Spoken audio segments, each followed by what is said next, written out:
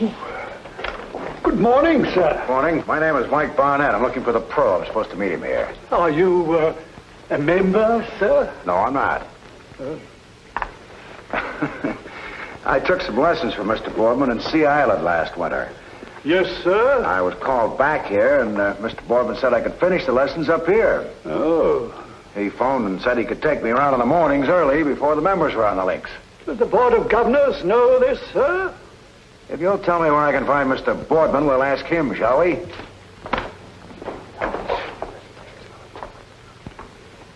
Members. Good morning, miss. Good morning, sir. Don't worry about me. I'll just wait. Hello, Jonesy. Morning, Jonesy. Cup of coffee, Jonesy. Yes, sir. Going around this morning, sir? You bet. And brew some magic in it, will you? I'm going to have to kill a few eagles. How about you? No point in sulking. I'm not sulking. If you want to know, I'm sore. I gather that. But look, we came out here to play golf. Let's discuss the other thing later. Let's discuss it right now.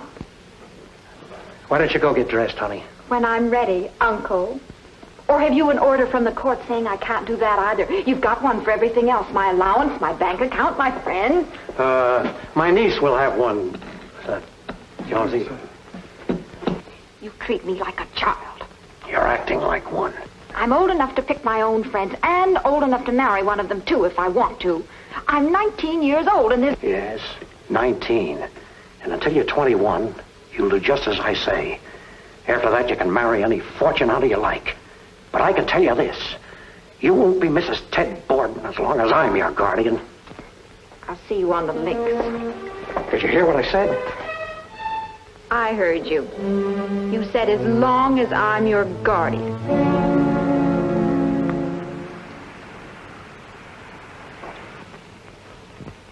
Hey, I'm sorry, Mr. Barnett. I didn't know what time it was. I would have met you at the gate. They almost made me use the servants' entrance. Swanky bunch of people you work for. What do you teach them? An overlapping grip with a lifted pinky? You don't teach these people anything. You respectfully suggest. Well, I came up here for a respectful suggestion about a slice I've developed since I saw you in Sea Island last winter. I spent more time in the woods than a forest ranger. Well, that's why I asked you to get up here before the members come out. Oh, I'm allowed to give lessons on the outside, but, well, I'm still a hired hand, and the club has first whack at my talents. You mean I came all the way up here for a rain check? No. One of the members had me booked, and this is the only time he could play. Well, I'm not exactly a man of unlimited leisure myself. Well, I didn't mean that, Mr. Barnett. I thought you might join us, make it a threesome. I'll watch your game, give you a few pointers, and it won't count as a lesson. You'll still have 2 lessons coming. How about it? But if you've got a pupil? This guy's not a pupil. He's an opponent. We're playing for money. I get it, and I'll be the caddy for your loot. Isn't that against the rules? What, gambling with the help? Sure, but you gotta pick up that extra buck. Anyway, they ask for it. Makes them feel like tournament players going against a pro. I don't think I could stand to watch that happen to a guy 18 times. He's not too bad himself. He only owes me $2,200 for the season. Is that all? Mm-hmm. Here, try one. And today we're playing a double or nothing. $4,400? Wow. If you ever hit a sand trap, you need a bodyguard. I'm playing Victor Barstow. He's a good golfer, but a bad loser. I'd appreciate your coming along as a referee. I can't afford to lose $4,400. And Barstow can? Yeah, but it would kill him to lose to me. Why? He hates my insides. You look as if you could take care of yourself. If I ever teed off on him, I'd kill him. I think that's what he wants me to do. What, kill him? No, hit him. Look, Mr. Barnett, he knows I want this job. He could turn me in for playing for money with the other members, but he's a big loser himself, and it wouldn't look sporting. But he knows I'd be canned in a minute if I ever laid a hand on him. You mean he's deliberately steaming you up? I mean this, Mr. Barnett, that if you'd come along to protect him, you'd also be protecting me. Ted. Oh, Ted. Excuse me a minute. Hello, darling. Hello. Oh, Ted, I'm worried. He's in a... Mr. Barnett, can you join us a minute? Mr. Barnett. This is Ellen Barstow. How do you do? How do This you is do, Mike Mr. Barnett from New York. It's her uncle I'm playing with today. I've asked Mr. Barnett to join us. Oh, would you, Mr. Barnett? I don't know if Ted has told you anything, but I'd be awfully grateful if you'd just go along. I've even offered to correct Mr. Barnett's slice for free. That's pretty big for a fortune hunter like me. That's what her uncle calls me. Well, under the circumstances, maybe I'd better. I mean, I might learn something. When do we start? Ellen? Right now. I thought you were out on the course. I'm going now. I'm going to play the back nine. I'll see you in the clubhouse for lunch. Okay, hon. Good shooting. Thanks. Nice to have met you, Mr. Barnett. She's having lunch with me. We'll talk about that later. Oh, Mr. Barstow, this is Mike Barnett. I've asked him to play with us this morning. You're not a member. You a friend of Boardman's? I took some lessons from him down at Sea Island last winter. I don't want to horn in. You can add, can't you? I think so. Okay, you could keep score. This is one game where I want to witness, and maybe I can give you a few lessons myself. I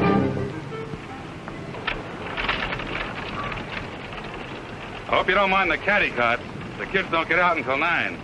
Club pampers the help. Caddies keep bankers' hours. Bankers have to push their own sticks. If you two sharks don't mind, I'll take the honor. Probably be the only time I'll have it all day. Go ahead, son. It's not your money I'm after.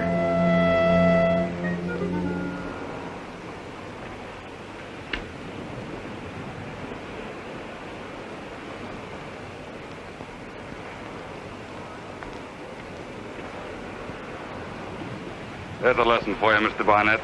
When there's dew on the grass, the greens are slow.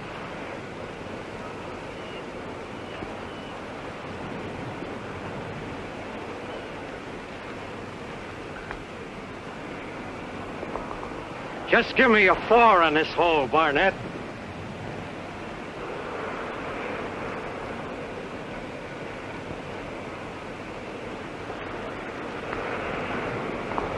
And a big fat 5 for me.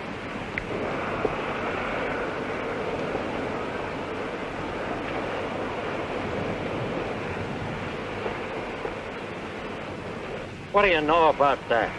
The green was wet. What do you say, Barnett? Shall we concede it? Sure.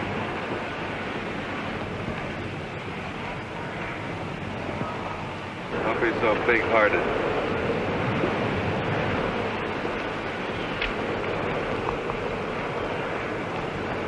You had a 6, you know. It's my honor. Where to go?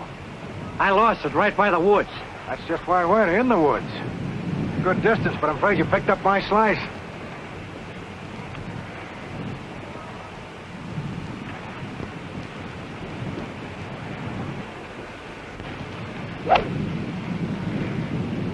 There's a hook you can have, too.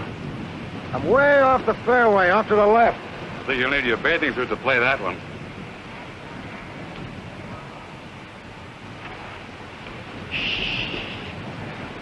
A pro.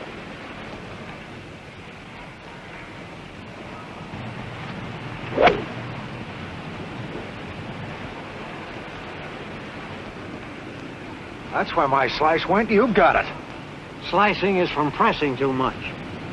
Isn't it, Mr. Pro? So I sliced. I'll be out of those woods before you ever will. Well, I'm off here. What do I use if I'm in water? A depth charge? When you're in trouble, blast. What do you mean? Use your sand wedge.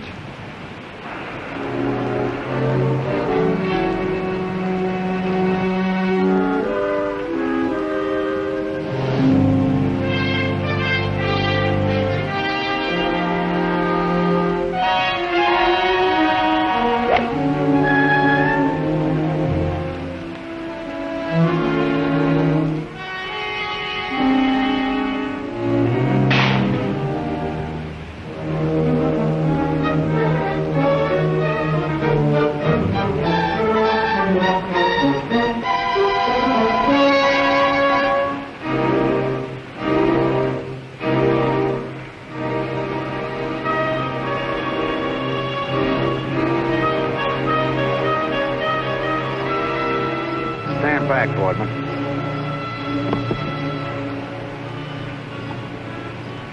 Is he dead, Mr. Barnett? Hole in one.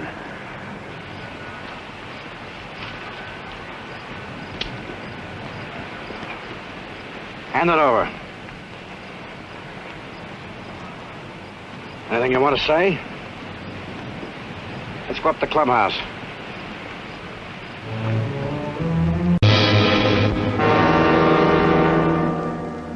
Not bad. But 1 year in office, I heard. Hasn't been a first degree in this district in 8 years. I get it. And it's airtight.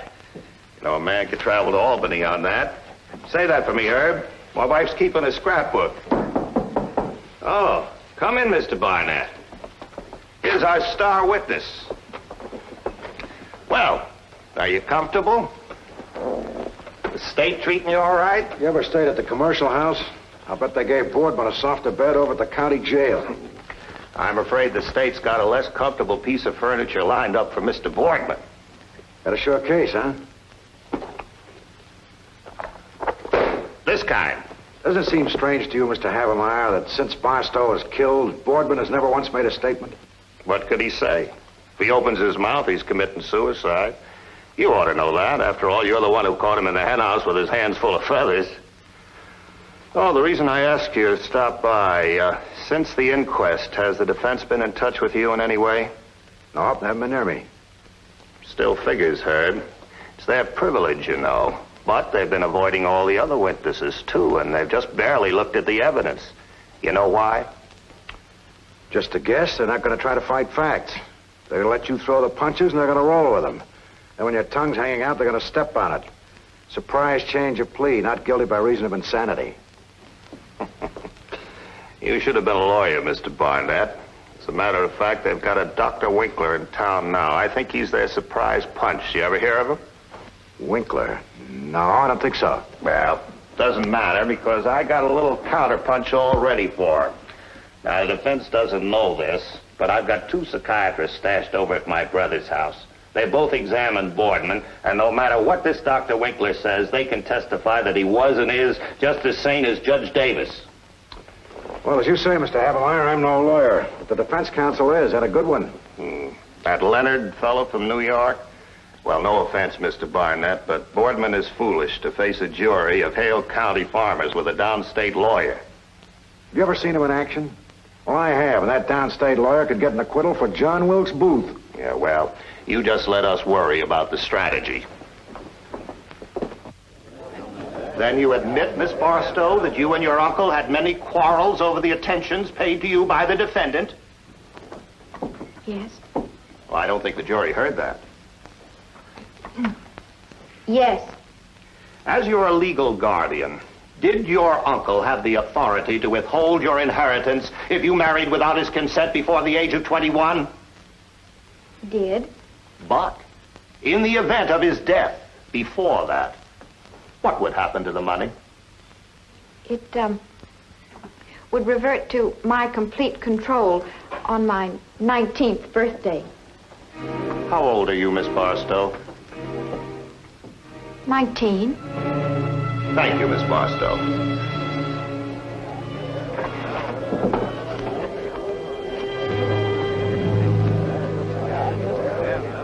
And from what you could overhear, Mr. Barnett, what was Miss Barstow's reply? She said, I heard you as long as you're my guardian. And did she repeat any of this to Mr. Boardman? She met Mr. Boardman outside while we were on the practice green. I have no knowledge of what she said to him. But she did speak to him. And after that, what was his manner? He seemed upset, more so than before. And then you asked Mr. Boardman, just before he and Mr. Barstow went into the woods, how you should get out of a difficult position. And what did he say?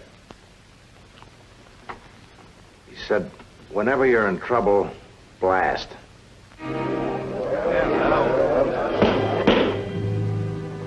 He was less than a foot from the body, and he was holding a pistol from which only one shot had been fired.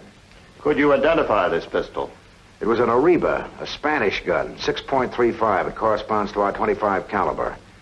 The serial number was 141455. Is this the gun?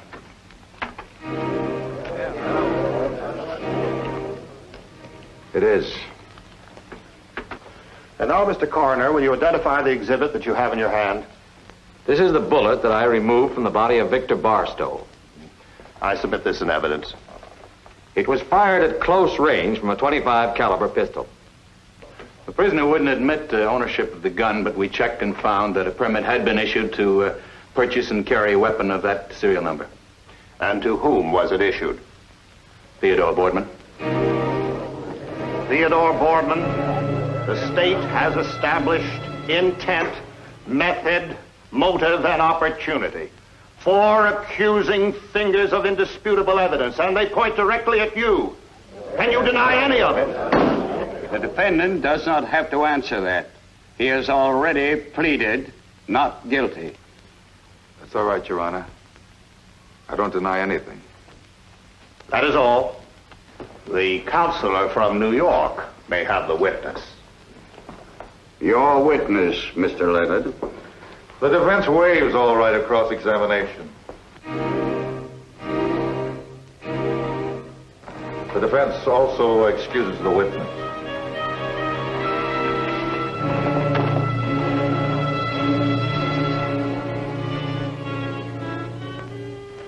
Your Honor, gentlemen of the jury, the distinguished prosecutor of Hale County has presented you with some hard facts.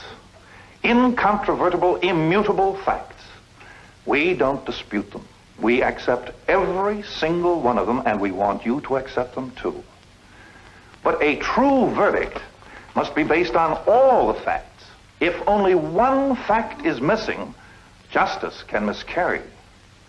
We wouldn't want that to happen, would we? Call Dr. Ernst Winkler to the stand. Dr. Ernst Winkler. Here it comes. When do we spring our doctors? The whole truth. They in the hall outside? So help you God. I do. Dr. Winkler, you are not a medical man, are you? No, sir, I am not. I received my doctorate in physics at Leipzig University in 1922. And what do you do now, Doctor? For the last 12 years, I have been head of the ballistics laboratory for the International Police Organization in Geneva. And ballistics includes, among other things, the science of firearms identification, does it not? That is correct. On the 12th of this month, you were permitted to examine a certain bullet, Exhibit A. You also fired a test bullet from this pistol, Exhibit B. After scientific tests, the record of which I submit, what conclusion did you arrive at, Doctor? That this bullet was not fired from this gun.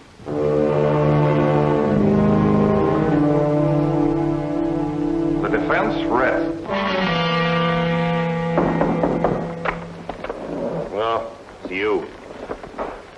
You come to laugh at the hayseed lawyer who was going to tie the can on the downstate slicker? Well, I deserved it. You won't believe it, but I think you made a good case. Thanks. Only trouble is I got the wrong defendant. I suppose you think it was the girl. Look, when an innocent man won't defend himself, he's shielding someone. She had as much motive as he did. Only she didn't do it. How do you know? I was there, remember? From where I was in the fairway, I had a clear view of the woods. If she'd gone in there, I'd have seen her. You were right the first time. Boardman? Well, I haven't got a case. Leonard knew that. That's why he went to trial. But why? He could have had the indictment tossed right in my face. Now he had to get Boardman tried so he could get him acquitted for lack of evidence. If the judge throws your case out tomorrow, Boardman's free and he can't be tried again for the same charge. Double jeopardy. Oh, if I'd only had that gun tested. If it's any comfort to you, Leonard made the same mistake you did. What do you mean? He got overconfident. He rested his case instead of moving for dismissal. The judge gave you 16 hours to get a conviction. Yeah, 16 hours to get out of town is what it sounded like. You may not be so far out of town. Huh? Maybe just about as far as the golf course. I don't get you. I still think the answer is out there somewhere. You want to come with me? Well, where are you going? You had to run for office, didn't you? A little walk won't hurt you.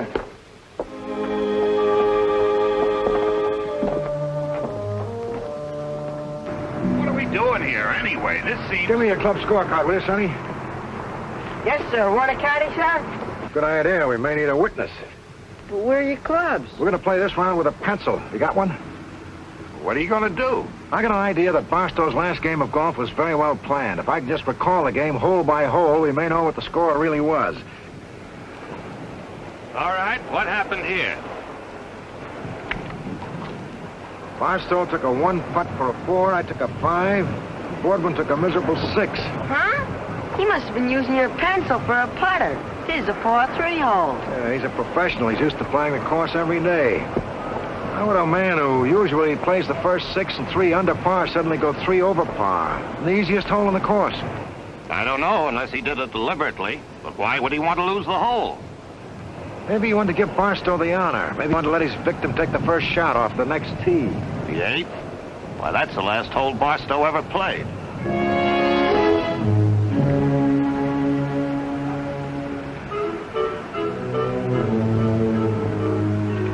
Wasn't this where Barstow shot into the trees? Yeah. And if Boardman noticed his consistent slice, he must have known he would. But just to make sure, he gave Barstow the honor. Well, from here to those woods, that's a bad slice. It is. And for a top-flight golfer like Boardman to make one, it'd have to be intentional. What about you? Well, I made it easy for him. I hooked way off to the left into the water. That put Barstow and Boardman in the rough with no witness. Wasn't he taking a risk having you along at all? Why did he do that? What he needed was a material witness, not an eyewitness. Somebody who'd give you enough circumstantial evidence to convince you had a case without bothering to do what we're going to do now. Which is what? Search those woods.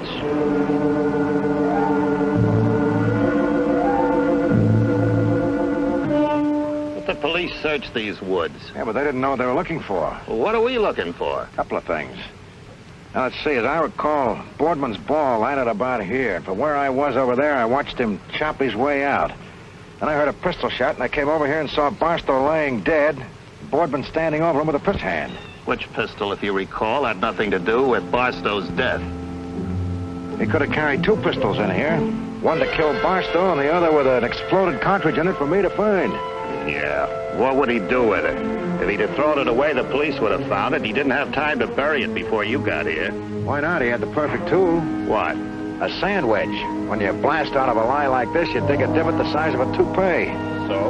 So any conscientious golfer always replaces a divot. That way the turf can take root again, and after a while you'd never know it had been removed unless... Unless what?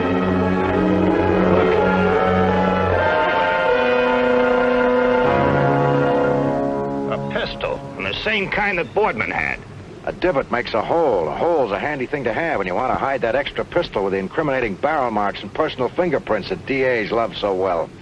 I better have this photograph before I move it.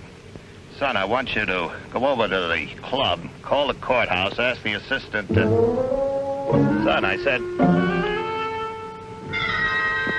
Hey, Mr. Barnett, what are you looking for? It's okay, I found it.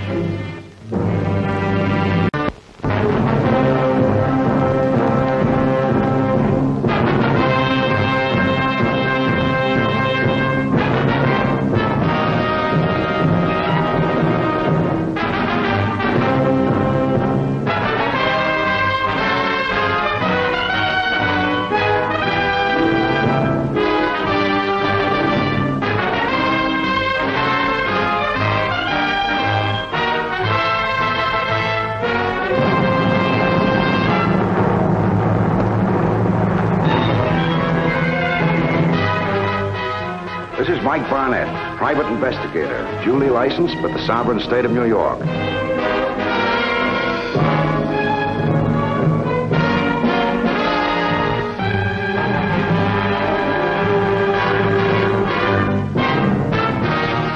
If you tune in on this same channel next week at the same time, you'll see another exciting case reenacted from my private files.